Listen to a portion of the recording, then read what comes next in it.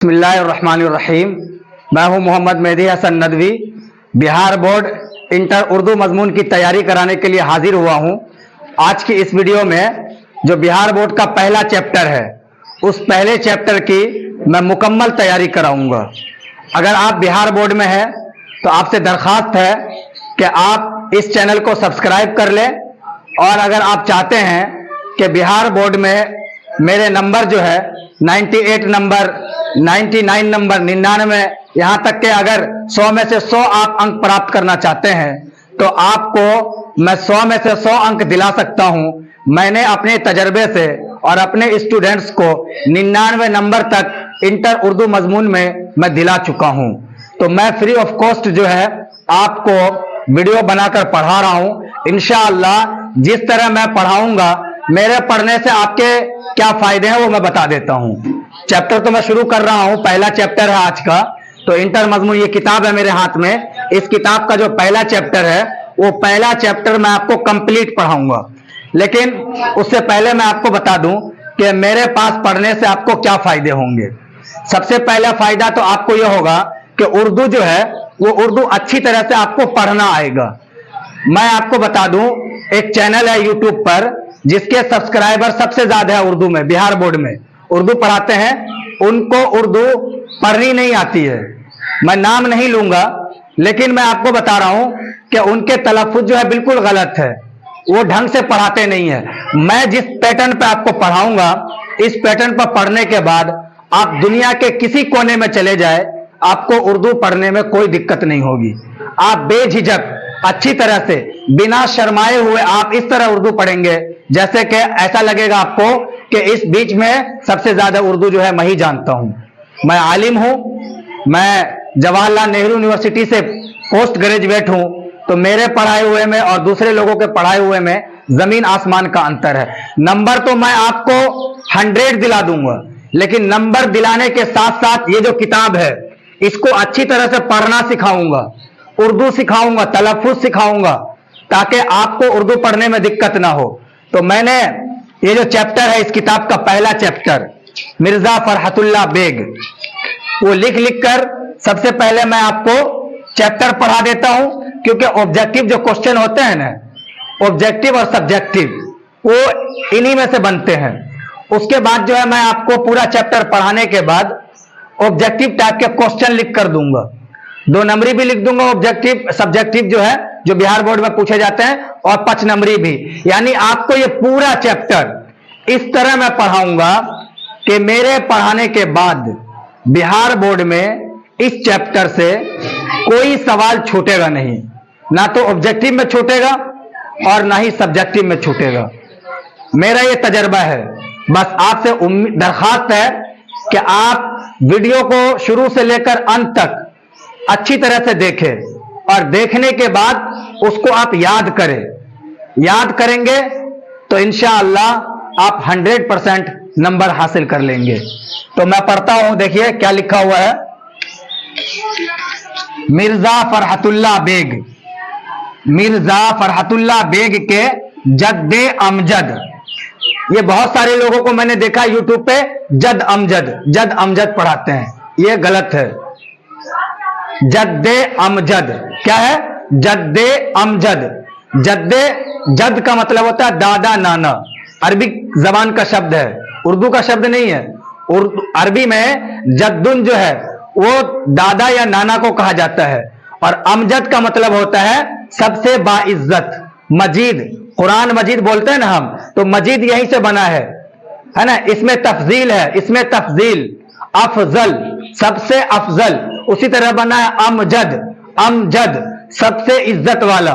यानी खानदान के अंदर जो है ना, जो पुराने बुजुर्ग होते हैं उनके नाम के साथ उनके आगे जो है अमजद करके लगाते हैं। तो जद्दे अमजद, तो मिर्जा फरहतुल्लाह बेग के जद्दे अमजद मिर्जा अफजल बेग। क्या नाम है जद्दे अमजद का? मिर्जा अफजल बेग, अफजल बेग। बदख्शा से तरके वतन करके, बदख्शा ये जगह का नाम है, बदख्शा जगह का नाम है। और तर्क का मतलब होता है छोड़ना, तर्क का मतलब छोड़ना। जैसे तुम अपनी इस आदत को तर्क कर दो, तर्क कर दो यानी छोड़ दो। Give up. बदख्शां से तरके वतन करके शाह आलम सानी के जमाने में हिंदुस्तान आए और फौज में मुलाजिम हुए। कहना क्या चाह रहे हैं, अब इसको समझो। कह रहे हैं कि मिर्जा फरहतुल्लाह बेग जो है उनका परिचय कराया जा रहा है। तो मिर्जा फरहतुल्लाह बेग के जो जद्दे अमजद थे उनका नाम क्या था? मिर्जा अफजल बेग नाम था। तो मिर्जा अफजल बेग जो है वो हिंदुस्तान कब आए थे?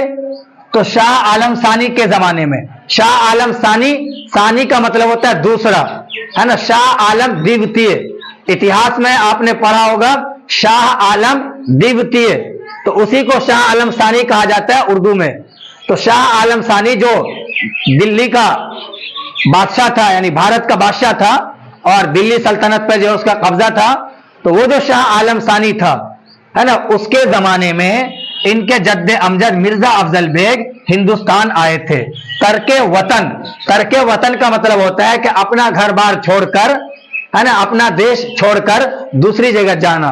तो तरके वतन करके हिंदुस्तान आए थे और फौज में मुलाजिम हुए।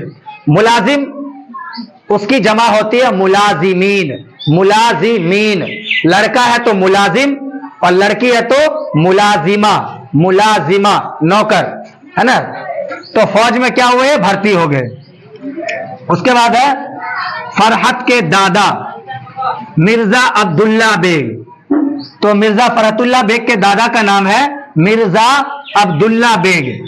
तो इनके जो दादा थे उनकी माली हालत अच्छी नहीं थी, यानी फरहत के दादा की आर्थिक स्थिति कमजोर थी, अच्छी नहीं थी, है ना, फाइनेंशियल कंडीशन अच्छी नहीं थी। तो फरहत के दादा मिर्जा अब्दुल्ला बेग की माली हालत अच्छी नहीं थी। 1857 के इनकलाब से, 1857 का इनकलाब यानी 1857 की क्रांति, इतिहास में आपने पढ़ा होगा और इंटर में है आप, तो इंटर का जो इतिहास की जो बुक है, इंटर की जो इतिहास की किताब है, उसमें 1857 की क्रांति के बारे में क्वेश्चन बनता ही बनता है। तो 1857 का इनकलाब उर्दू में कहेंगे या 1857 की क्रांति हिंदी में कहेंगे, और इंग्लिश में रिवॉल्यूशन कहते हैं। रिवॉल्यूशन, इनकलाब को क्या बोलते हैं? रिवॉल्यूशन। तो 1857 का जो इनकलाब था, उस इनकलाब में ये खानदान भी मुतासिर हुआ।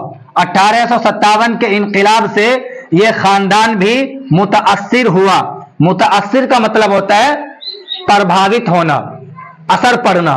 तो जब 1857 की क्रांति हुई तो वहां बहुत सारे लोगों के घर वगैरह बर्बाद हुए, तो उनमें जो है मिर्जा फरहतुल्लाह बेग के खानदान की भी जो है ना, हालत जो है बिगड़ गई और दिल्ली से हिजरत करके हैदराबाद दक्कन चला गया।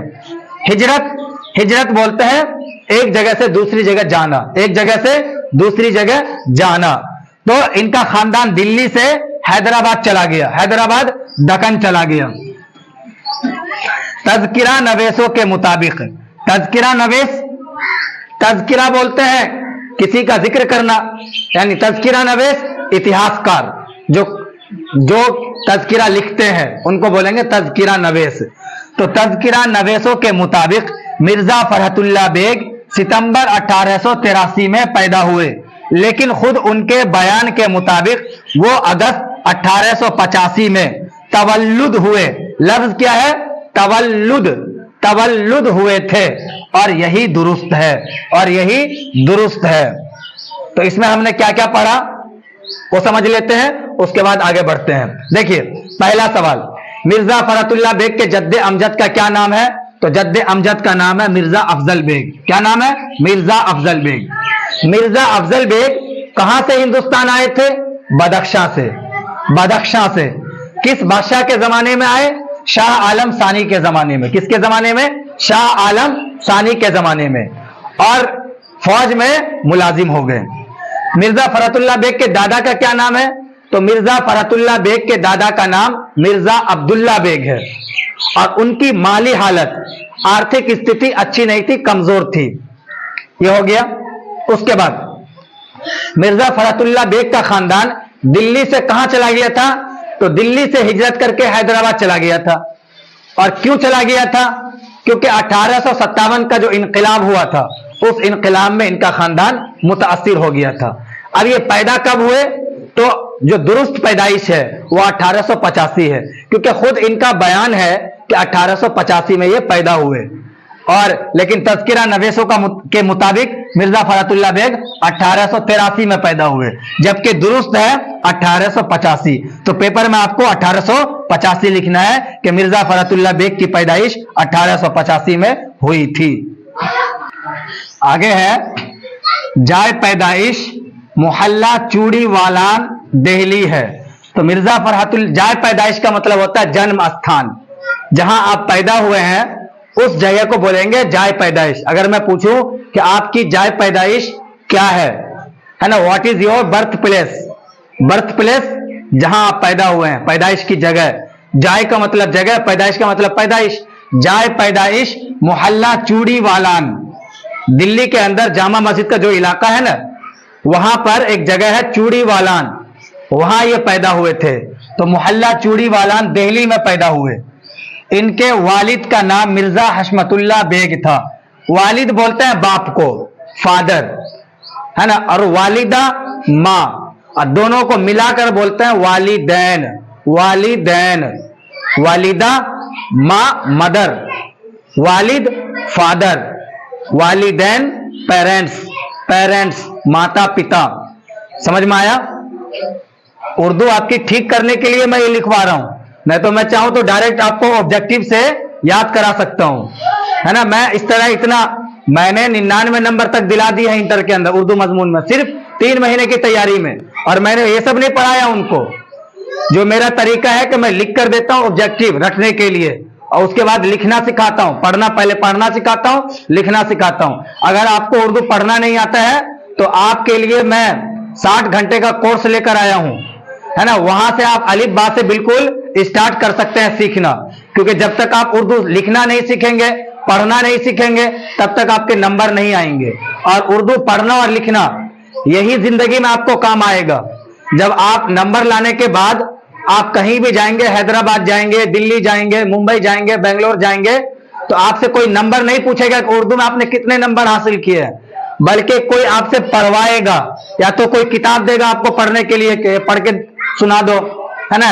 या मस्जिद में आप जाते हैं तो मस्जिद में किताबें पढ़ी जाती है, उर्दू में लिखी रहती है, या आपसे लिखवाएगा, खत लिखवाएगा, दरखास्त लिखवाएगा। तो आपके तलफ्फुज अच्छे होने चाहिए, है ना। बिहार बोर्ड के जो लोग तैयारी कराते हैं उनके तलफ्फुज गलत हैं, वो लोग गलत उर्दू पढ़ाते हैं, वो आपकी जिंदगी से खिलवाड़ कर रहे हैं। और मैं उन टीचरों से भी दरखास्त करूंगा कि आप उर्दू पढ़ाने से पहले आप पहले उर्दू अच्छी कीजिए अपनी। ठीक है, माशाल्लाह आपकी 50% उर्दू ठीक है। मैं ये नहीं कहता हूं कि मेरी उर्दू बहुत अच्छी है, मैं अल्लाह के फजल करम से आलिम हूं, तो मेरी उर्दू तो ऑलरेडी वैसे अच्छी रहेगी, किसी से पूछ सकते हैं आप। मैं दारुल उलूम नदवतुल उलमा लखनऊ से आलिम हूं, है ना। आपकी किताब में सैयद सुलेमान नदवी का एक चैप्टर आएगा, सैयद सुलेमान नदवी उसी इदारे से पढ़े हुए हैं, मैं भी अल्लाह के फजल से उसी इदारे से पढ़ा हुआ हूं। उसके बाद प्लस में जवाहरलाल नेहरू यूनिवर्सिटी जो सेंट्रल यूनिवर्सिटी है, वहां से मैं पोस्ट ग्रेजुएट हूं। तो मैं किसी की बुराई नहीं कर रहा हूं, मैं आपकी जिंदगी से खिलवाड़ नहीं करना चाहता कि आपको कोई गलत सलत पढ़ा दे और आगे चलकर आपको पछतावा हो। तो मैं उन टीचरों से भी कहूंगा कि आप सबसे पहले आप अपनी उर्दू अच्छी कीजिए। सिर्फ नंबर लाना, नंबर तो आप बिहार बोर्ड में ऑब्जेक्टिव रट के नंबर ला सकते हैं, तो नंबर लाना काफी नहीं है। नंबर तो आप मेरे वीडियो से तैयारी कीजिए, देखिए आपको 3 महीने की तैयारी में 95+ नंबर आ जाएंगे आपके। लेकिन नंबर के साथ साथ उर्दू पढ़ना आना चाहिए आपको, उर्दू के तलफ्फुज अच्छे होने चाहिए, उर्दू के माने आपको पता होने चाहिए, तब जाके उर्दू पढ़ने का जो मकसद है उस मकसद में हम कामयाब होंगे। तो देखिए उनके वालिद मिर्जा हशमतुल्लाह बेग था। वालिद का क्या नाम था? मिर्जा हशमतुल्लाह बेग। फरहत सिर्फ 10 रोज के थे तो उनकी वालिदा मुशर्रफ जहां बेगम का इंतकाल हो गया। मिर्जा फरहतुल्लाह बेग सिर्फ 10 दिन के थे तो उनकी वालिदा जो थी मुशर्रफ जहां बेगम, उनका इंतकाल हो गया। उनकी ला वलद, वलद का मतलब होता है बेटा, ला वलद जिसका कोई बेटा ना हो, बाल बच्चा ना हो, उसको बोलते हैं ला वलद, ला वलद। تو ان کی لاولد اور بیبا پھوپھی حسن جہاں بیگم نے، حسن جہاں بیگم نام ہے، یعنی ان کی پھوپھی کا، مرزا فرات اللہ بیگ کی پھوپھی کا نام کیا ہے؟ حسن جہاں بیگم. اور ان کو کوئی بچہ نہیں تھا اور وہ بیوہ بھی تھی، بچہ بھی نہیں تھا اور بیوہ بھی نہیں تھی. تو انہوں نے جب ان کے والدہ کا انتقال ہو گیا تو انہیں اپنی اولاد کی طرح پالا. حضرت نظام الدین اولیاء کی درگاہ میں، حضرت نظام الدین اولیاء بہت بڑے بزرگ گزرے ہیں اور ان کی قبر جو ہے، ان کا مزار جو ہے وہ حضرت نظام الدین اولیاء میں ہے. نظام الدین ایک جگہ ہے دلی کے اندر، تبلیغی جماعت کا مرکز بھی وہی ہے. اور مرزا غالب، مرزا غالب کا نام سنا آپ نے، ہے نا، غالب کا مزار بھی وہی ہے. اور حضرت نظام الدین اولیاء رحمت اللہ علیہ کا مزار بھی وہی ہے. تو حضرت نظام الدین اولیاء کی درگاہ کی مسجد میں ایک بزرگ سید ولی اللہ رہتے تھے. کون رہتے تھے؟ سید ولی اللہ ان کا نام تھا. انہوں نے ہی ان کی بسم اللہ کرائی. بسم اللہ کرائی کہ جب بچہ چھوٹا ہوتا ہے، پہلی مرتبہ مدرسے میں پڑھنے کے لیے جاتا تھا پرانے زمانے میں، تو کسی بڑے بزرگ سے جو ہے پہلے شروعات کھجور وغیرہ کھا کر جو ہے منہ میں جو ہے ڈالتے تھے اور اس کے بعد بسم اللہ وغیرہ پڑھا کر شروعات کرتے تھے. تو اسی رسم کو بولتے ہیں بسم اللہ. مولوی قمر الدین سے کلام پاک پڑھا. کلام پاک کس سے پڑھا؟ مولوی قمر الدین سے کلام پاک پڑھا. Government high school, government high school Kashmiri دروازہ، کشمیری گیٹ ہے دلی کے اندر، تو وہاں پہ جو گورنمنٹ ہائی اسکول تھا اس زمانے میں، دروازہ دہلی سے انٹرنس کا امتحان پاس کیا. 1901 میں ہندو کالج میں داخلہ لیا. یہ ہندو کالج دلی کا بہت ہی مشہور کالج ہے، ابھی بھی ہے.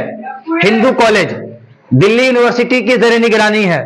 دلی یونیورسٹی کا ایک کالج ہے ہندو کالج، اور آگے آپ سینٹ اسٹیفنس کالج پڑھیں گے. تو سینٹ اسٹیفنس کالج وہ کالج ہے جہاں سے بھارت کے بڑے بڑے مشہور لوگ جو ہے، راہل گاندھی جیسے لوگ وہاں سے سینٹ اسٹیفن کالج سے پڑھے ہوئے ہیں. ہندو کالج سے بہت بڑے بڑے ایکٹر پڑھے ہوئے ہیں، ہے نا. تو 1901 میں ہندو کالج میں داخلہ لیا. 1903 میں انٹرمیڈیٹ کی سند حاصل کی. 1903 میں اسی کالج سے، ہندو کالج سے انٹرمیڈیٹ کی سند حاصل کی. اب اس میں کیا بتایا گیا وہ بتا دیتا ہوں. مرزا فرات اللہ بیگ کی پیدائش 1885 میں محلہ چوڑی والان دلی میں ہوئی. کہاں ہوئی؟ محلہ چوڑی والان دلی میں. مرزا فرات اللہ بیگ کے والد کا نام مرزا حشمت اللہ بیگ تھا. والد کا نام، والد یعنی باپ کا نام، باپ کا نام مرزا حشمت اللہ بیگ، ماں کا نام مشرف جہاں بیگم. مرزا فرات اللہ بیگ صرف 10 روز کے تھے کہ والدہ کا انتقال ہو گیا. تو والدہ کے انتقال کے بعد کس نے پرورش کی؟ تو حسن جہاں بیگم نے، جو رشتے میں پھوپھی لگتی تھی اور وہ بیوہ تھی اور ان کا کوئی بچہ نہیں تھا. یہ آ گیا سمجھ میں. اب اس کے بعد پڑھائی لکھائی. حضرت نظام الدین اولیاء کی درگاہ میں سید ولی اللہ نام کے ایک بزرگ رہتے تھے. کیا نام تھا؟ سید ولی اللہ. انہوں نے ان کی بسم اللہ کرائی تھی. اور قرآن مجید جو ہے وہ مولوی قمر الدین سے پڑھا تھا. اور 1901 میں ہندو کالج میں داخلہ لیا. داخلہ کہاں لیا تھا؟ ہندو کالج میں. کب داخلہ لیا؟ 1901 میں. اور وہاں سے انٹر کیا، جو آپ جس کلاس میں ہے نا انٹر میں، وہی انٹرمیڈیٹ جو ہے 1903 میں کیا. تو انٹرمیڈیٹ 1901 میں ہندو کالج میں داخلہ لیا اور 1903 میں اسی کالج سے انہوں نے انٹرمیڈیٹ کی سند حاصل کی. دیکھیے آگے ہے سینٹ اسٹیفنز کالج سے بی اے کیا. تو انٹر کب کیا؟ 1903 میں انٹر کیا. کہاں سے کیا؟ ہندو کالج میں. اب بی اے کہاں سے کیا؟ سینٹ اسٹیفنز کالج سے بی اے کیا. آپ بھی اچھی طرح پڑھائی کریں اور اچھے کالج میں داخلہ لیں. آپ علی گڑھ مسلم یونیورسٹی جائیں پڑھنے کے لیے، بہار میں کم سے کم پٹنہ یونیورسٹی جائے پڑھنے کے لیے، جامعہ ملیہ اسلامیہ جائے، حیدرآباد جائے، حیدرآباد میں بہت ساری یونیورسٹیز ہے نا. اس کے علاوہ جے این یو جائیں، لینگویج میں آپ بی اے کریں، انگلش آپ سیکھیے، بہت اسکوپ ہے آپ کے لیے. محنت آپ کریں گے تو آپ بہت کچھ حاصل کر سکتے ہیں. ہر چیز میں مہارت چاہیے. ہر چیز جب آپ کی اچھی رہے گی، آپ جس سبجیکٹ میں اچھے ہیں اس سبجیکٹ میں آگے بڑھیں، انشاءاللہ اللہ تعالیٰ آپ کے لیے بہت سارے دروازے کھول دے گا. انہوں نے اسی کالج میں ایم اے میں بھی داخلہ لیا. بی اے بولتے ہیں بیچلر آف آرٹس. انٹر کرنے کے بعد بی اے کرتے ہیں. آرٹس سے جو لوگ جاتے ہیں وہ بی اے، سائنس جو لیتے ہیں بی ایس سی، انجینئرنگ میں جو جاتے ہیں تو بی ٹیک. اور میڈیکل میں جو جاتے ہیں تو MBBS ہے نا. تو اسی کالج میں انہوں نے MA میں بھی داخلہ لیا. MA یعنی ماسٹر آف آرٹس. لیکن معاشی حالت کمزور ہونے کے سبب, معاشی حالت کا مطلب ہوتا ہے آرتھک استھتی. معاشی حالت کمزور ہونے کے وجہ سے, کمزور ہونے کے کارن تعلیم مکمل نہیں کر سکے. پیسہ جو ہے وہ آج کے زمانے میں اور پرانے زمانے میں بھی تعلیم کے لیے بہت ضروری ہے. اپنی تعلیمی زندگی کے دوران, تعلیمی زندگی یعنی طالب علمی کے زمانے میں, پڑھائی لکھائی کے زمانے میں, اپنی تعلیمی زندگی کے دوران انہیں کھیلوں سے بہت دلچسپی رہی. کھیلوں سے ان کو بہت دلچسپی رہی. کرکٹ, ٹینس, چوسر اور شطرنج وغیرہ سبھی کچھ کھیلتے تھے. فرحت اللہ بیگ تلاش معاش کے سلسلے میں, تلاش معاش یعنی روزی روٹی کی تلاش میں, روزی روٹی کی تلاش میں حیدرآباد آئے اور وہاں کے ایک اسکول میں انگریزی کے معلم, معلم کا مطلب ہوتا ہے استاد, معلم کا مطلب استاد, پڑھانے والا, ٹیچر, انگریزی کے معلم بنائے گئے. 1908 میں ہائی کورٹ میں مترجم مقرر ہوئے. مترجم بولتے ہیں انوادک کو, ٹرانسلیٹر کو. مترجم کا مطلب انوادک, ٹرانسلیٹر مقرر ہوئے. 1910 میں جوڈیشل امتحان پاس کیا اور اس میدان میں مختلف عہدوں پر ترقی کرتے ہوئے 1939 میں ہائی کورٹ کے انسپیکٹنگ افسر بنے. تو ہائی کورٹ کے انسپیکٹنگ افسر کب بنے تھے؟ 1939 میں. اور 1942 میں اسی عہدے سے سبکدوش ہوئے. عہدہ یعنی پد, پوزیشن, یعنی انسپیکٹنگ افسر سے کب سبکدوش ہوئے؟ سبکدوش ہونا ریٹائر ہونا, یہ ہے سبکدوش. لفظ کیا ہے؟ سبکدوش. سبکدوش ہونا, ریٹائر ہونا. تو ہائی کورٹ میں انسپیکٹنگ افسر 1939 میں بنے اور ریٹائر کب ہوئے؟ 1942 میں. مرزا فرحت اللہ بیگ کی شادی اگست 1908 میں ہوئی. شادی کب ہوئی تھی؟ 1908 میں. ان کے چچا ساجد بیگ کی لڑکی, تو سسر کا نام کیا ہوا؟ ساجد بیگ. ان کی لڑکی تھی نسیمہ سلطانہ, تو نسیمہ سلطانہ سے ہوئی. یعنی مرزا فرحت اللہ بیگ کی شادی کب ہوئی؟ 1908 میں. کس سے ہوئی؟ نسیمہ سلطانہ سے. نسیمہ سلطانہ کس کی بیٹی ہے؟ ساجد بیگ کی. ساجد بیگ کون ہے؟ تو رشتے میں ان کے چچا ہے اور سسر ہیں. ان کے انتقال کے بعد یعنی نسیمہ سلطانہ کا انتقال ہو گیا تو دوسرا نکاح, دوسری شادی پہلی بیوی کی بہن حمیدہ سلطانہ سے ہوا. یعنی دوسری شادی ہوئی اسی نسیمہ سلطانہ کی بہن تھی حمیدہ سلطانہ, اس سے. فرحت اللہ بیگ کا انتقال 27 اپریل 1947 کو بعارضہ قلب ہوا. انتقال کب ہوا؟ 1947 میں. بھارت اسی وقت آزاد ہوا تھا. تو عارضہ قلب یعنی دل کا دورہ پڑنے کی وجہ سے. اور ٹھکی جیل کے قریبی قبرستان سرائے الہی چمن, دلی کے اندر ہے سرائے الہی چمن, قبرستان کا نام ہے, وہاں ان کو دفن کیا گیا. سپرد خاک ہوئے. خاک بولتے ہیں مٹی کو اور سپرد بولتے ہیں حوالے کرنے کو. میرے سپرد کر دو, میرے حوالے کر دو. تو ان کو مٹی کے حوالے کر دیا گیا یعنی دفن کیا گیا. سپرد خاک ہوئے.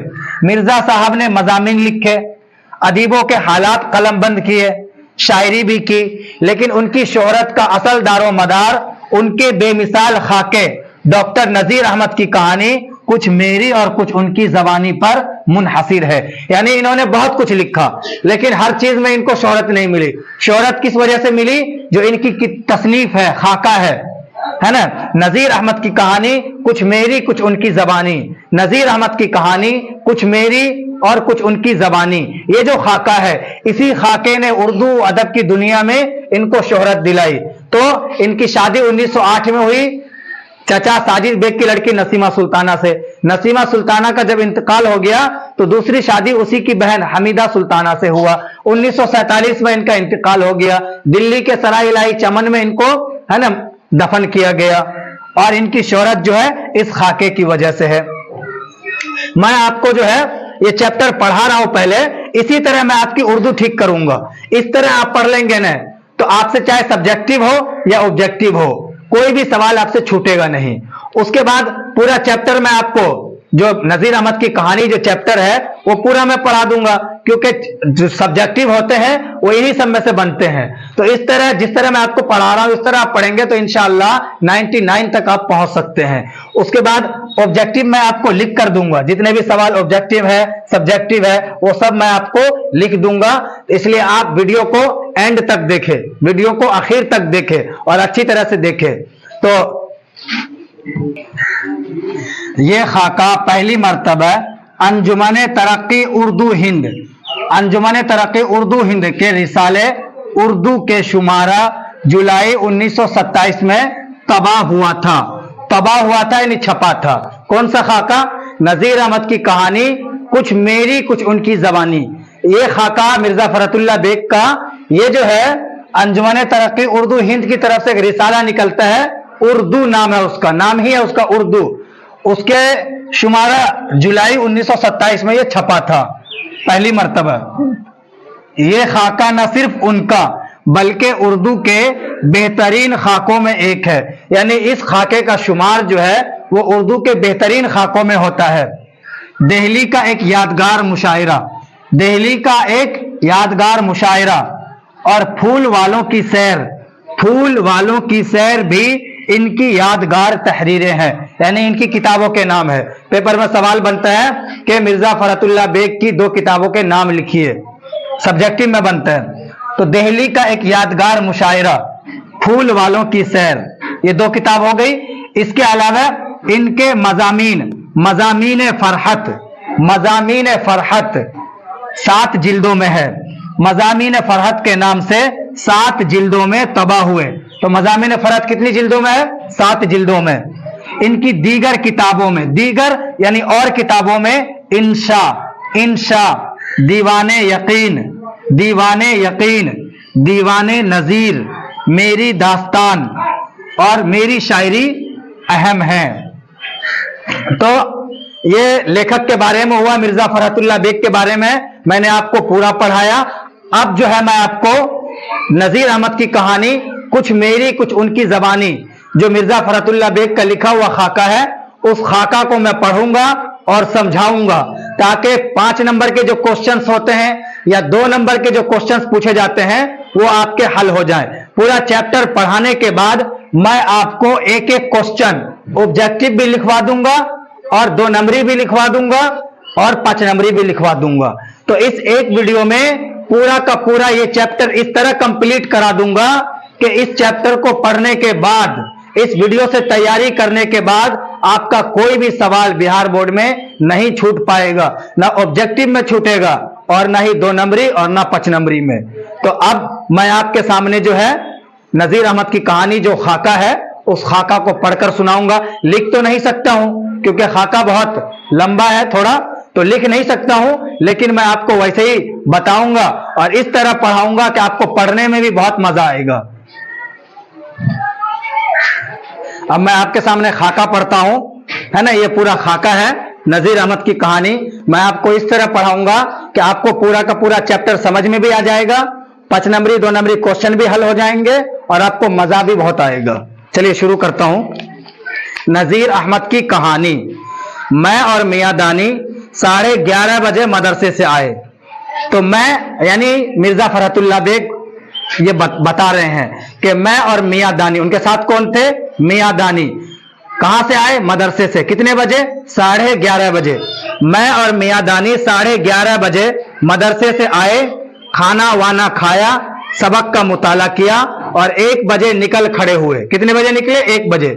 मकान का पता पूछते पुछाते 1:30 में 5 मिनट थे, 1:30 में 5 मिनट थे, यानी 1:25 हुए थे कि मौलवी साहब के दरवाजे पर जा धमके। दरवाजे की एक चौकी पर मैं और दूसरी पर मियां दानी डट गए। सामने ही कमरा था, बीच हमारी रस्सी हाथ में लिए ऊँग रही थी। तो जब ये लोग नजीर अहमद के घर पहुंचते हैं तो वहां पर कौन ऊँग रही होती है? बीच हमारी। याद रखिएगा ये नाम, मैं, मियां दानी, बीच हमारी, ये याद रखना है आपको। कभी कभी रस्सी को एक आध झटका दे देती थी। कमरे के अंदर मौलवी साहब थे लेकिन दरवाजा बंद था इसलिए दिखाई ना देते थे। अब ये ख्याल हुआ कि ये मौलवी साहब ही का मकान है या किसी दूसरे का। अंदर जनाना तो नहीं है, गर्द इस शशोपंज में थे कि मौलवी साहब के कमरे के घंटे ने टन से 1.5 बजाया। हम दोनों उठे और दबे पांव चोरों की तरह अंदर दाखिल हुए। घर में सन्नाटा था। बीचमारी ने सर भी उठाकर ना देखा कि कौन जा रहा है। कमरे का एक दरवाजा खुला था, उसमें गर्दन डालकर झांका। चूंकि रोशनी से अंधेरे में आए थे इसलिए कुछ दिखाई ना दिया। अंदर से किसी ने डांट कर कहा, कौन है? इस आवाज को पहचान कर हम तो संभल गए, मगर बीचमारी उछल पड़ी और बेइख्तियार उनके मुंह से गुंबद की आवाज की तरह निकला, कौन है? मैंने कहा, मैं और मियां दानी। मौलवी साहब ने कहा, आओ बेटा अंदर आओ। मौलवी साहब फौरन पलंग पर उठ बैठे और तहमत को संभालते हुए नीचे उतर आए। पूछा, क्या पढ़ते हो? हमने किताब पेश की। थोड़ी देर तक उलट पलट कर देखते रहे। इसके बाद कहा, भाई एक किताब मेरे लिए भी लेते आना। हमने अपनी एक किताब उनको दे दी और दूसरी से हम दोनों ने मिलकर काम निकाला। कब पढ़ाया और किस तरह पढ़ाया इसका मैं आइंदा जिक्र करूंगा। हाँ, ये जरूर है कि जब पढ़कर उठे तो सब कुछ याद था, मगर दिमाग पर किसी किस्म का बार ना था। खुशी खुशी घर आए। चलो अल्लाह दे और बंदा ले। देखिए, ये जो चैप्टर के लास्ट में है ना सवालात, ये सवालात आपके यहीं से हल होंगे। और इसलिए आपको ये, अगर आपको 99 तक नंबर लाना है, 100 तक, तो आपको ये थोड़ा पढ़ना होगा। लंबा है थोड़ा, लेकिन अगर आपको नंबर लाना है तो आपको धीरज रखना होगा। और इससे आपकी उर्दू भी ठीक होगी। और आइंदा जब आप टीचर बन जाएंगे, है ना, अल्लाह करे कि आप टीचर बने, तो आप जब ये मेरे पास से पढ़कर जाएंगे तो आप अच्छी तरह से वहां पढ़ा पाएंगे। इसलिए जल्दबाजी ना करें। मैं बोर्ड पर एक एक सवाल आपको लिखकर इसके बाद दूंगा, लेकिन इससे पहले आपको मैं ये पूरा पढ़ के सुना दूं ताकि पूरा का पूरा आपको याद हो जाए। तो ये क्या हुआ कि मियां दानी और फरहतुल्लाह बेग नजीर साहब के घर जाते हैं पढ़ने के लिए। पहले तो मदरसे से आते हैं 11 बजे, 11:30, टाइम कितना होता है? 11:30 बजे। उसके बाद ये लोग खाना वाना खाकर 1 बजे निकलते हैं और 1:25 होते हैं कि मौलवी साहब के घर पहुंच जाते हैं। वहां पर जाते हैं तो बीचमारी नाम की एक औरत होती है जो रस्सी लेकर ऊँग रही होती है ना, और बिल्कुल सन्नाटा छाया रहता है। तो जब घंटा, उस जमाने में जो घड़ी होती थी टन टन, है ना, 1:30 जब बजे तो ये लोग अंदर जाते हैं। अंदर झांक कर देखते हैं तो मौलवी साहब जो है इनको देखकर फौरन उठ जाते हैं। पूछते कौन है? तो ये बोलते हैं कि हम फरहतुल्लाह बेग और मियां दानी है। तो आओ अंदर आओ, बैठो पढ़ने के लिए। और उसके बाद जो है कहते हैं कि लाओ एक किताब मुझे दे दो, और ये पढ़ाई का जो है काम स्टार्ट हो जाता है। यहां से हमने भी कॉलेज में मौलवी साहब की तारीफों के पुल बांध दिए। यानी जब मौलवी साहब के पास पढ़कर जब हम लोग घर चले गए तो अगले दिन जब हम कॉलेज में पढ़ने के लिए गए तो हमने वहां पर तज़किरा किया कि हम तो नजीर साहब के घर जाते हैं पढ़ने के लिए। नजीर साहब उसी कॉलेज में उस्ताद होते हैं, हिंदू कॉलेज में उस्ताद होते हैं, और ये लोग वहां पे पढ़ रहे होते हैं। उस कॉलेज के ये लोग छात्र होते हैं। तो उस कॉलेज में जैसे आप किसी उस्ताद के पास पढ़कर जाए और आपको उस्ताद पसंद आए तो आप जाके अपने दोस्तों में तज़किरा करते हैं ना, इसी तरह ये लोग जो है अपने दोस्तों में जाकर तज़किरा करते हैं और मौलवी साहब की तारीफ के पुल बांध देते हैं। यहां तक कि ये आवाज हिंदू कॉलेज के तलबा के कान तक पहुंची। वहां के एक तालिबे इल्म मिस्टर रजा के दिल में गुदगुदी उठी। एक दूसरा तालिबे इल्म मिस्टर रजा उसका नाम है ना, उनके मन में भी ख्याल आया कि मैं भी पढ़ने के लिए जाऊं। वो आए, हमसे मिले और कहा, भाई मैं भी तुम्हारे साथ चलूं, मौलवी साहब इनकार तो ना करेंगे? हमने कहा चलो, और जरूर चलो। मौलवी साहब का क्या बिगड़ता है? 2 को ना पढ़ाया, 3 को पढ़ाया। उन्होंने कहा नहीं, पहले मौलवी साहब से पूछ लो। हमने कहा यार चलो भी, अगर उन्होंने कुछ कहा तो हमारा जिम्मा। वो राजी ना हुए और यही कहा कि पहले पूछ लो। इस अरसे में हमारी हिम्मत मौलवी साहब के सामने बहुत बढ़ गई थी। दूसरे दिन जाते ही रजा का जिक्र किया। उन्होंने कहा लेते क्यों ना आए? हमने कहा वो जरा शर्मीले हैं, बगैर इजाजत आना नहीं चाहते। यानी हमने कहा कि भाई चलो मौलवी साहब से पूछने की क्या जरूरत है, लेकिन वो नहीं गए। तो हमने जब पढ़ने के लिए मौलवी साहब के पास गए तो हमने उनका तज़किरा कर दिया। तो मौलवी साहब ने कहा उनको भी लेकर आते। उन्होंने कहा तालिबे इल्म शर्मीला हो और डूबा, खैर कल जरूर साथ लाना, जरा उनका भी रंग देख लूं। शाम को वापसी के वक्त जाते जाते फराश खाने में, फराश खाना जगह है, दिल्ली जामा मस्जिद के पास फराज खाना जगह है, मैं भी वहां पे गया हुआ हूं, बल्कि मैंने एनआरसी में वहां भाषण दिया है। मैंने एनआरसी में, इस वीडियो में, ये इसी चैनल पर मेरे पुराने वीडियोस हैं, उनमें आप जाकर देखना। दिल्ली की जो जामा मस्जिद है उसके बगल में मैंने, जब एनआरसी हुआ था, शाहीन बाग का आंदोलन, उस वक्त मैंने वहां पर भाषण दिया है। सबसे पहला भाषण देने वाला मैं हूं वहां पर। उसके बाद मैं एक्टिव नहीं रहा हूं, लेकिन इंशाअल्लाह आप लोग अगर दुआ करें तो मैं पॉलिटिकली भी एक्टिव हूं। हमने रजा को मौलवी साहब का इजाजतनामा पहुंचा दिया और कह दिया कि भाई पूरे 1:30 बजे पहुंच जाना। मौलवी साहब ने कहा कि उनको लेकर आना था, हमने मौलवी साहब का पैगाम उनको पहुंचा दिया, वरना अंदर घुसना ना मिलेगा। दूसरे दिन जो हम पहुंचे तो वो पहले ही से दरवाजे पर ढई दिए बैठे थे, हमसे पहले ही पहुंच गए वो।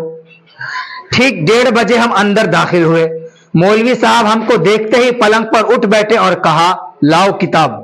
हमने किताब ताक पर से उतार उनके हाथ में दी और वो किताब लेते लेते नीचे आ बैठे और कहा, अच्छा ये है मियां रजा। बेचारे रजा ने गर्दन झुकाकर कहा, जी हां। मौलवी साहब ने कहा, अच्छा भाई शुरू करो। हमारे पढ़ने का ये तरीका था कि एक रोज मैं पढ़ता था, दूसरे रोज मियां दानी। पढ़ने का तरीका क्या था कि एक रोज मैं पढ़ता था और दूसरे रोज मियां दानी। अब इसको हमारी शरारत कहो या महज इत्तिफाक, हम दोनों चुपके बैठे रहे। जब इस खामोशी ने तूल खींचा, यानी हम लंबी देर तक, काफी देर तक हम खामोश रहे, तो मौलवी साहब ने कहा, अरे भाई आज तुम पढ़ते क्यों नहीं, क्या मुंह में घुनघुनिया भर आए हो? अच्छा मियां रजा तुम ही शुरू करो। रजा ने सफा पूछा और पढ़ना शुरू किया। अगर एराब की गलतियां मुझसे कम की तो नज्म को नस्र मियां दानी से ज्यादा बना दिया। यानी जो पढ़ने का तरीका था ना, तो मिर्जा फरहतुल्लाह बेग एराब की गलती करते थे। एराब बोलते हैं जबर जेर पेश। एराब किसको बोलते हैं? जबर जेर पेश।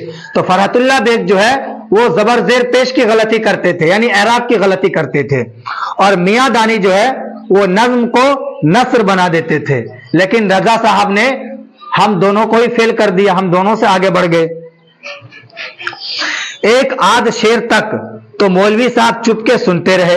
इसके बाद कहने लगे, वाह भाई वाह, हमको भी अजब नमूने के शागिर्द मिले हैं। शागिर्द स्टूडेंट को बोलते हैं, छात्र को।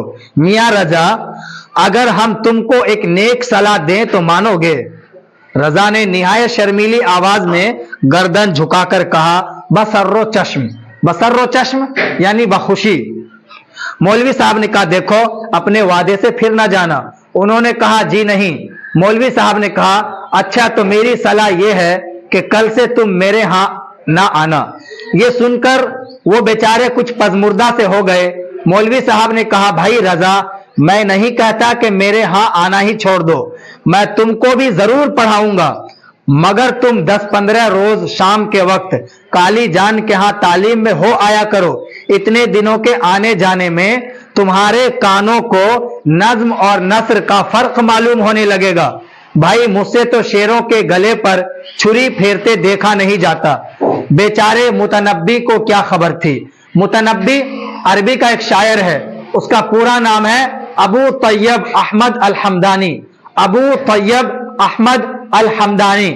मैंने एमए में मुतनब्बी के बारे में पूरा पढ़ा है, क्योंकि मैंने एमए अरबिक ज़बान और लिटरेचर से एमए किया है, तो मुतनब्बी अरबी का शायर है, तो मैं उसके बारे में बहुत अच्छी तरह से जानता हूं। और चूंकि मैंने मदरसे में भी पढ़ाई की है, दारुल उलूम नदवतुल उलमा से आलमियत की है, तो वहां पर शेर व शायरी, अरबी के अंदर बहुत सारी किताबें पढ़ाई जाती है शेर व शायरी की, तो वहां भी जो है मुतनब्बी के बारे में पढ़ाया जाता है। और अल्लाह के फजल से मुतनब्बी के बहुत सारे अरबी के अशार मुझे जबानी याद है। तो उसी मुतनब्बी को क्या खबर थी कि बताशों की गली में नजीर अहमद के कमरे में उसके अशार मौलवी रजा साहब इस तरह हलाल करेंगे। बेचारे रजा के सर पर घड़ों पानी पड़ गया। खुदा खुदा करके सबक खत्म हुआ और हम सब रुखसत हुए। रास्ते में हमने उनको बहुत बनाया यानी बहुत मजा लिया। दूसरे रोज से वह ऐसे गायब हुए कि फिर शक्ल ना दिखाई। मिस्टर रजा की हया का हाल तो सुन चुके, अब हमारी बेहयाई की दास्तान सुनिए। मेरी सर्फ नहब बहुत कमजोर थी। सर्फ नहब बोलते हैं अरबी के जो कवाइद होते हैं, है ना, उसको सर्फ व नहब बोलते हैं। और कमजोर क्यों ना होती, शुरू किए हुए कई दिन हुए थे, एराब में हमेशा गलती करता था, नस्र को तो संभाल लेता था मगर नज्म में दिक्कत पड़ती थी। शेर खुद भी कहता था दूसरों के हजारों शेर याद थे, इसलिए शेर को तख्ती से गिरने ना देता था।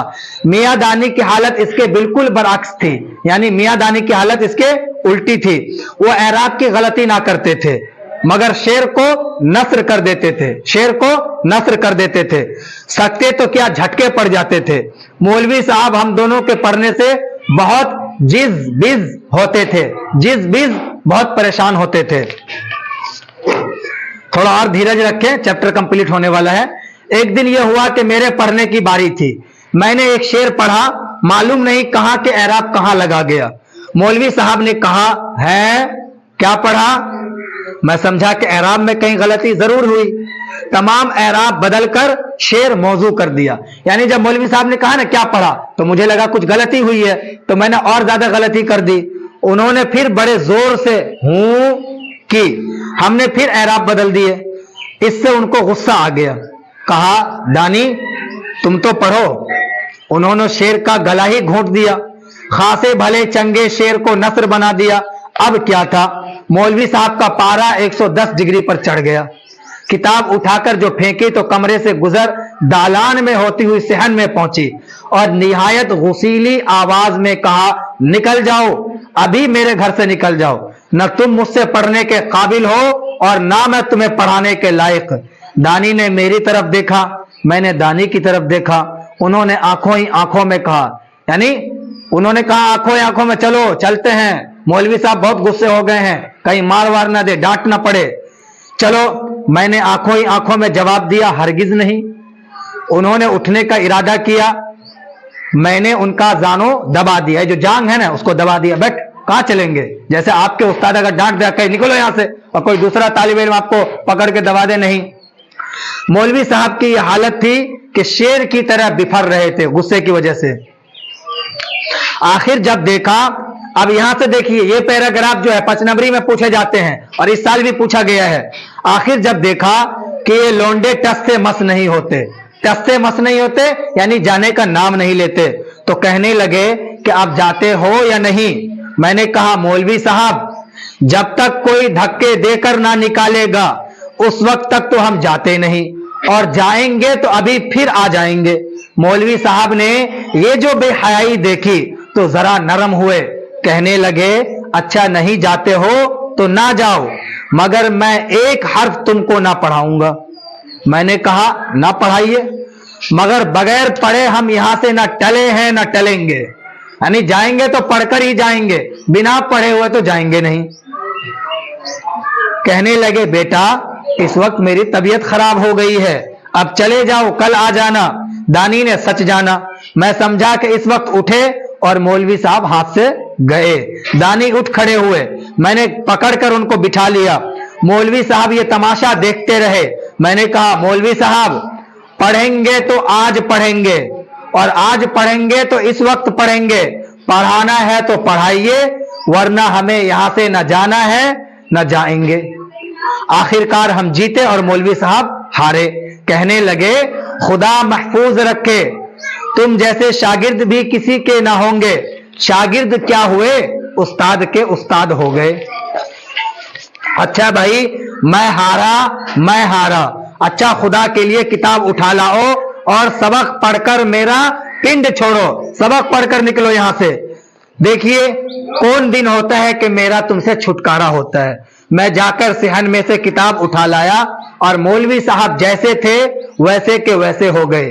कहा करते थे कि अगर उस दिन तुम चले जाते तो मेरे घर में घुसना नसीब ना होता, मैं तुम्हारे शौक को आजमाता था, मगर तुमने मुझे ही आजमा डाला। खुदा ऐसे शागिर्द सबको नसीब करे। ये बेहयाई नहीं मियाँ, ये शौक है इल्म का, जिसको चस्का होता है वो बुरी भली सभी कुछ सुनता है।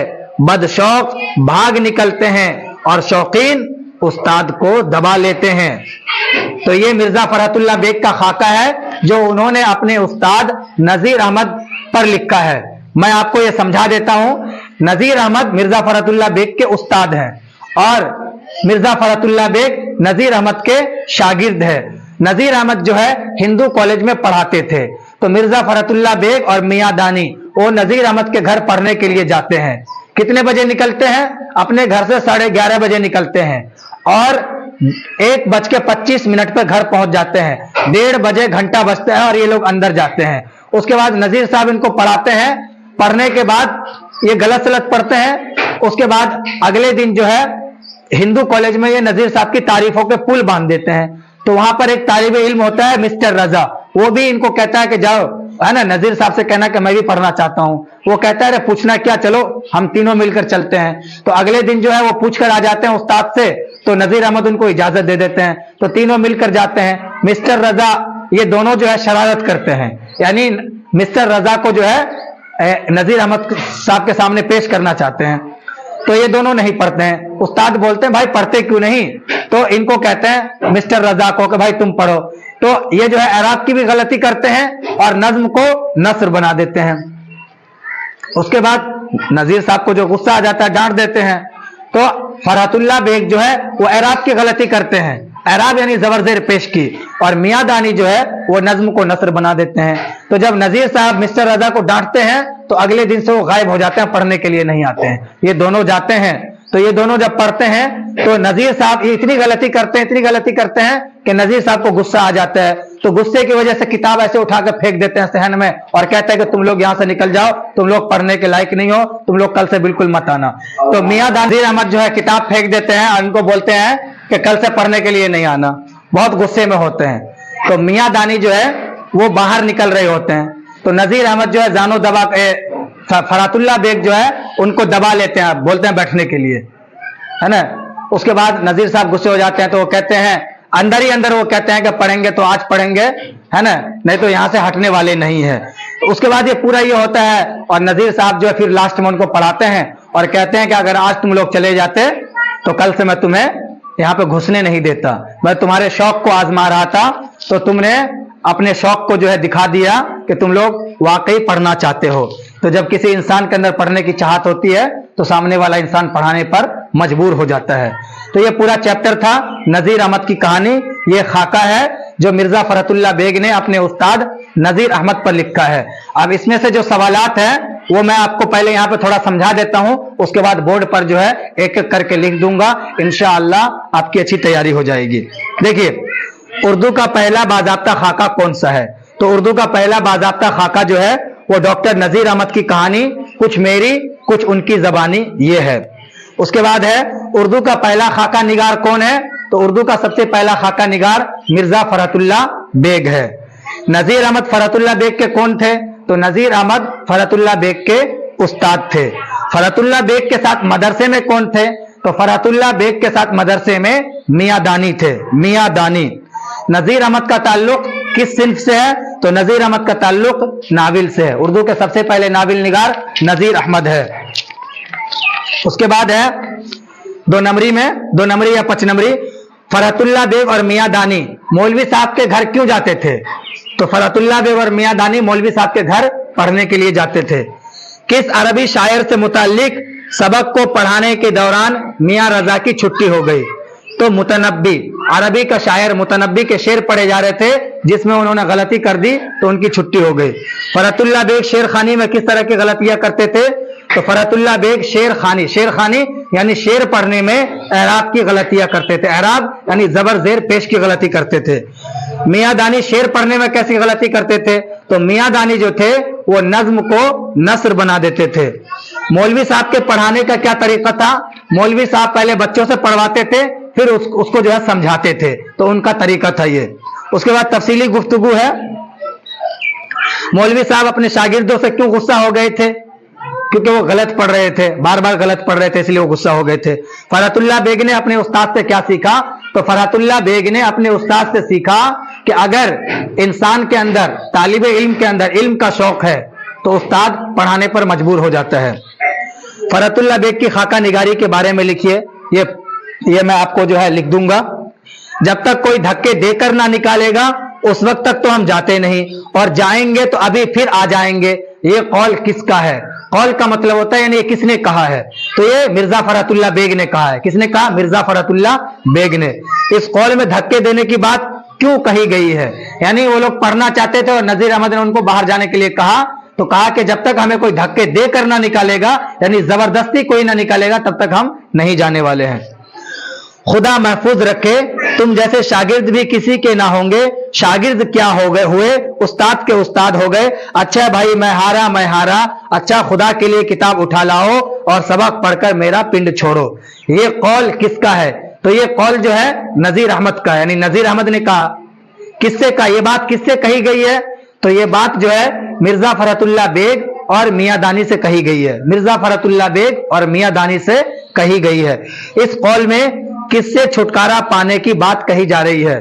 تو مرزا فرحت اللہ بیگ اور میاں دانی سے چھٹکارا پانے کی بات کہی جا رہی ہے. اس قول میں کون کس کا استاد ہو جاتا ہے؟ یعنی شاگرد جو ہے وہ استاد کا استاد ہو جاتا ہے. تو شاگرد کون ہے؟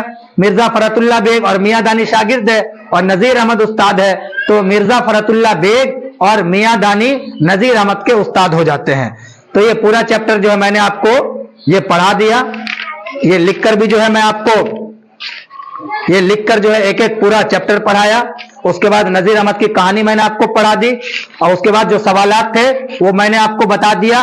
اب میں آپ کو آبجیکٹو, پہلے آبجیکٹو جو ہے ایک ایک کوشچن لکھوا دوں گا اور جس حساب سے میں آپ کو بتاؤں گا اسی حساب سے آپ کو یاد کرنا ہے. اور اس کے بعد سبجیکٹو بھی جو ہے 2 نمبری اور 5 نمبری جو ہے میں آپ کو لکھوا دوں گا. انشاءاللہ آپ اس حساب سے تیاری کریں. آپ کیا اب یہاں سے میں آپ کو مرزا فرحت اللہ بیگ کا جو چیپٹر ہے, پہلا چیپٹر, اس کے جو آبجیکٹو ہے وہ آبجیکٹو میں آپ کو یاد کرنے کے لیے دے رہا ہوں. میں آپ کو آپشن کے ساتھ نہیں دوں گا یاد کرنے کے لیے. اگر آپ آپشن کے ساتھ یاد کریں گے تب آپ پیپر میں اچھے نمبر حاصل نہیں کر پائیں گے. اس لیے جو میرا طریقہ ہے کہ میں سوال دوں گا اور سوال کا ڈائریکٹ جواب دوں گا, تو آپ کو ڈائریکٹ جواب رٹ لینا ہے, یاد کرنا ہے.